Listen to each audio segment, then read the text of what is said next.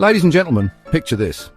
It's 1945, World War II has just ended, and Europe looks like a teenager's bedroom after a hurricane. Except way worse. Cities are in ruins, industries are wiped out, and millions are homeless.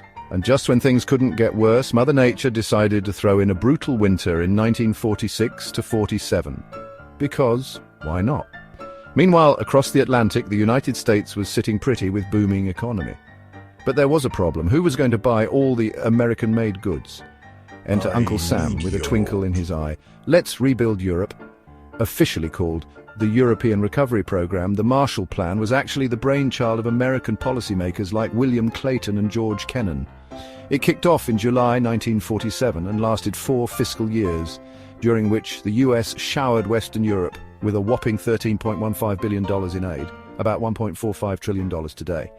And guess what? 90% of it was free money, while the remaining 10% came as loans, because even generosity has its limits. But let's not be naive. The US had bigger fish to fry. The Marshall Plan wasn't just about feeding hungry Europeans, it was a strategic move to keep communism at bay. With initiatives like the Truman Doctrine and NATO forming the other pieces of the puzzle, the US was building a Cold War chessboard where the Soviets had fewer moves. At the end of the war, most European nations were running on fumes, split into East and West. Without serious intervention, there was a real risk that desperate European countries might turn to the Soviet Union for help. And the US just couldn't have that. With communist parties gaining popularity in France and Italy, America had to act fast. Initially, the US had this grand idea of including Eastern Europe and even the Soviet Union in the plan. But they made the terms so tough that Stalin just laughed and slammed the door shut. The result? The Marshall Plan became a strictly Western Europe affair. Despite ending in 1951 due to the US getting distracted by the Korean War, the Marshall Plan left a lasting impact. Industrial production in participating countries grew by 35%, agricultural output exceeded pre-war levels, and economic miracles started popping up left and right. But the true victory wasn't just economic, it was political. With strong economies, Western European nations had less reason to flirt with communism.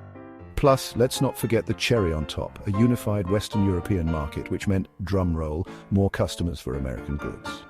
Compared to its cost, what the US gained was priceless. Global influence, economic dominance, and the foundation for what would become the European Union. So, was the Marshall Plan a generous act of goodwill? Well, kind of. Was it also a calculated geopolitical move? Absolutely. And without this plan, Europe's post-war recovery would have been painfully slow, and the Cold War might have taken a very different turn. And that, dear viewers, is how the US turned war-torn Europe into an economic powerhouse while securing its own future in the process. Stay curious.